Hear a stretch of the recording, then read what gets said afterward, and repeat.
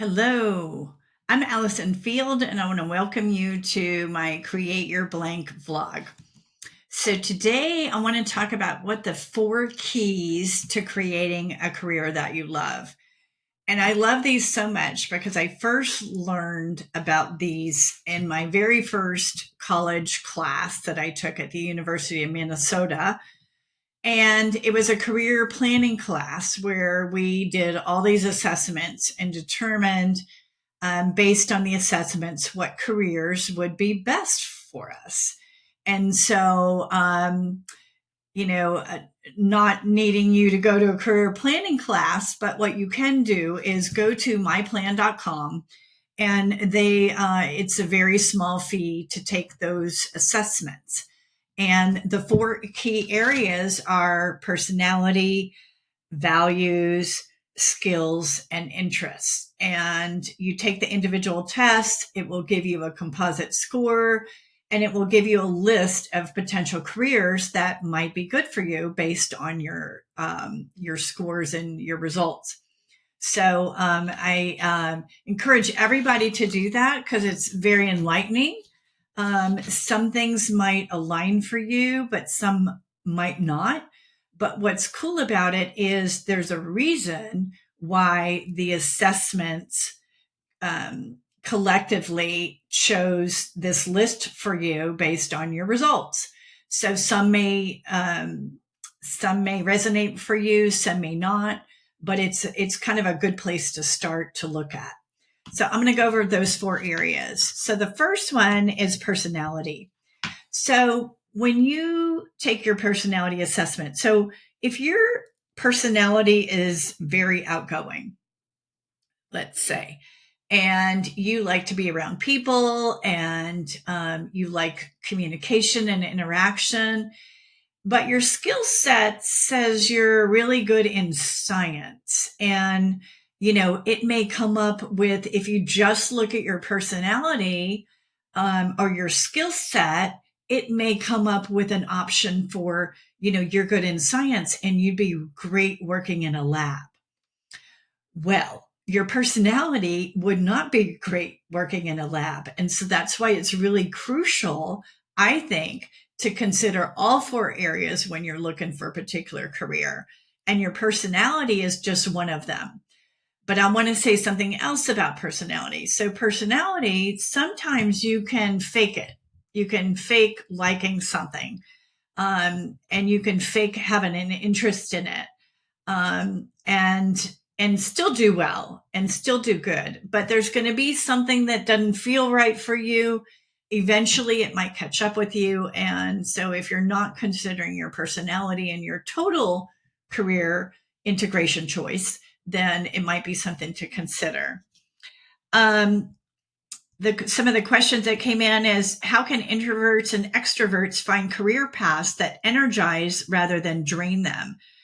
That's really important and significant. And when you do the My Plan assessment results, it will give you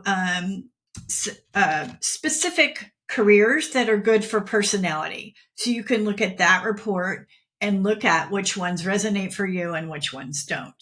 But very important, like I said, with the lab exercise, introverts, I think, would be happy working in a lab. Extroverts might not be happy working in a lab. So that's important to consider. And what careers might be best suited for different personality types? Well, that's huge. That's a huge question and very important to consider. But personality, remember, is just one part of it. It's not the whole picture. But it will give you a sense of what kind of careers might fit with your personality. And if you've ever heard of Myers-Briggs, Myers-Briggs is part of the My Plan assessment.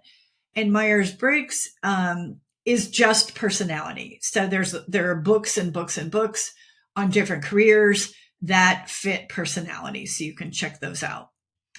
The second area is skills assessment. So skills, there are, skills that, things that we're just naturally good at.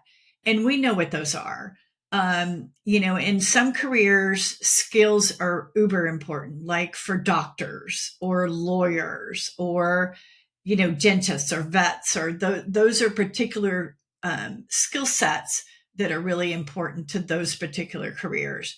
So it's important to know what your skills are overall, but it is by no means the defining factor in figuring out what career it is you're going to be most happy with.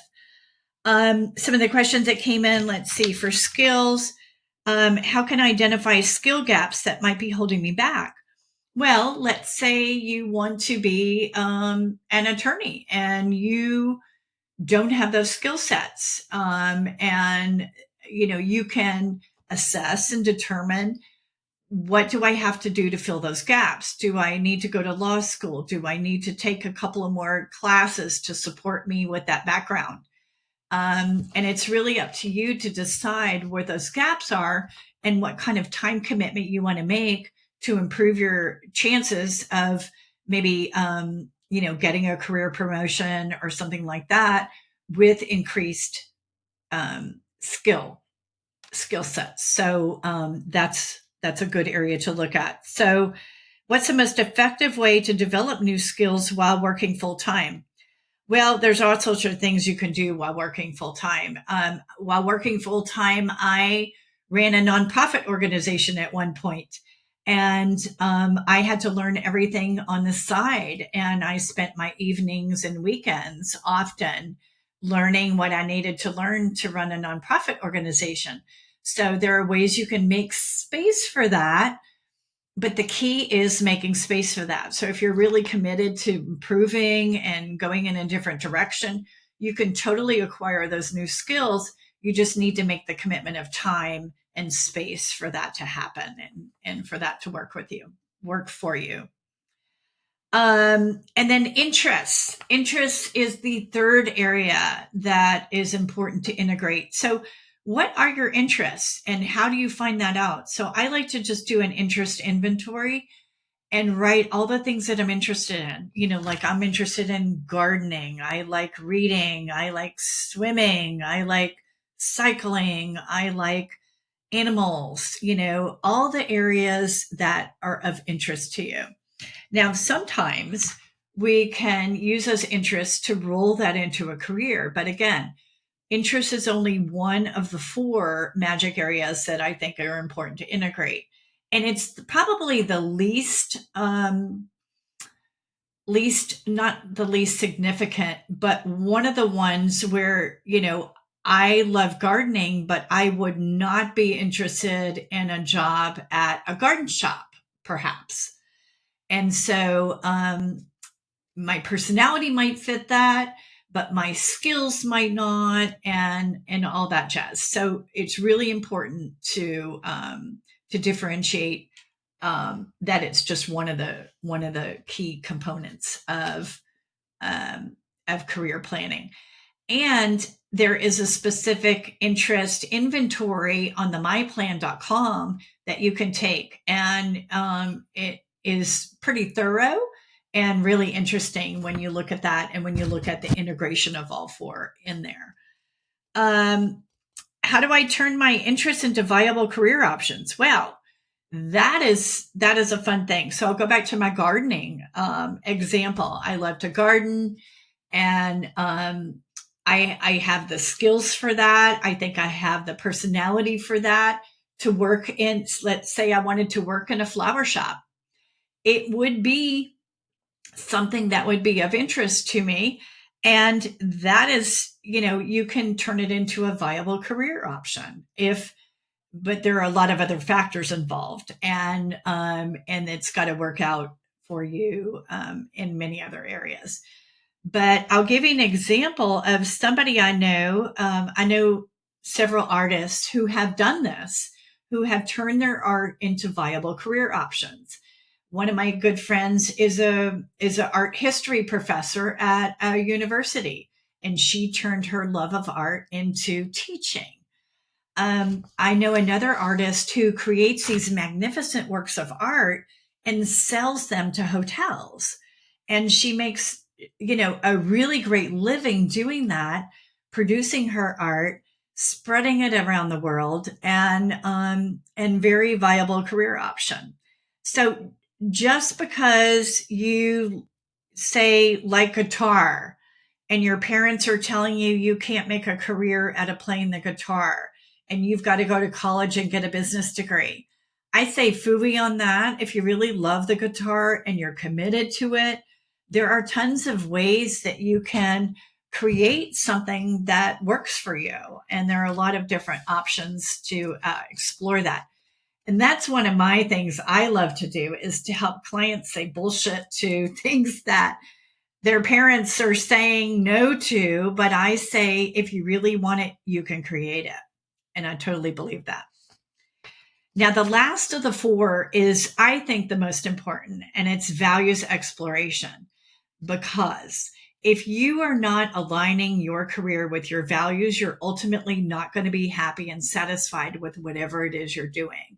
Like, you can fake it till you make it with your personality. Skills you can't fudge on too much. But your interests, you could love flowers, but you're not working in a flower shop. So, but your values, you can't run from and you can't hide from. And I think they're really key in the ease and flow of what you do eventually choose as your career option.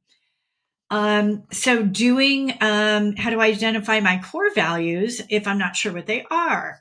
So do a values assessment. I do that, number one, with my clients. It's a fun exercise to determine what your top 10 values are.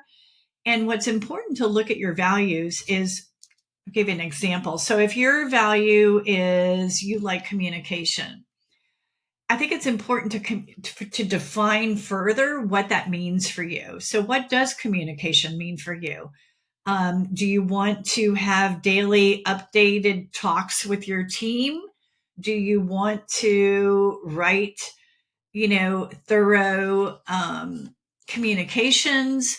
What is your definition for communication as far as a value in the particular career that you're looking at? So that's key. How can I tell when a job or career path aligns with my values? That's a great question. Guess what? There will be ease and flow throughout. You will feel connected. You will feel like you finally hit the jackpot and all things are firing on all the cylinders. You're honoring your values. Things are feeling good. And that's how you can know. And then how do our values evolve throughout our career journey? That's a really good question, because everything changes as we grow. And the areas that might change, that might affect your values, and you always want to do an updated values assessment, is your environment. Your environment might change. Your location where you live might change.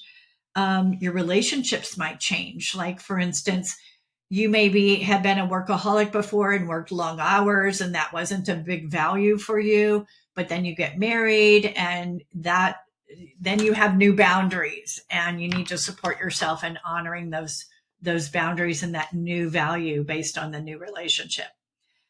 And so your schedules will just automatically change and adjust. So of all the four, I think the values is the most important to consider. Now, it's the one that has the sort of, it's on myplan.com, and it's okay. It's okay, values assessment, but I do much deeper values work with my clients.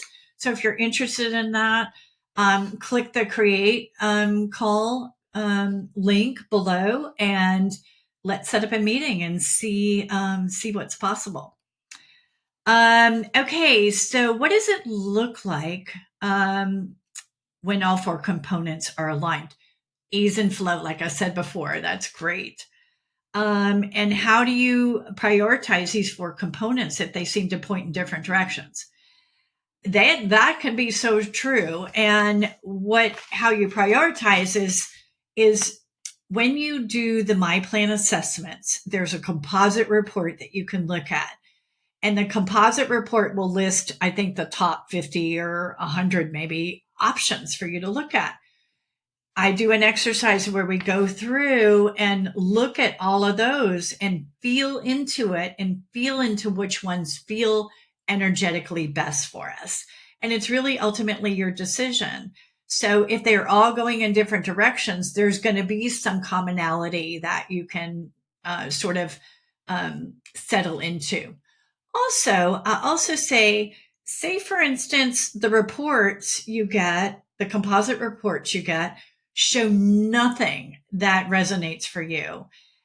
I say dig a little deeper because there's something in there that's causing that report to show that. And so that's an opportunity for you to really feel into and ask a lot of questions about and around to get you more information so that you can make the right decision for yourself. And so that is a wrap for today. Thank you for joining me. I hope that gave you some more information about how important it is to integrate all four of these areas: values, skills, interests, and personality, and making the best career choice for yourself. If you have any questions, click on the link below, and I hope you have a beautiful day. Thanks for being here.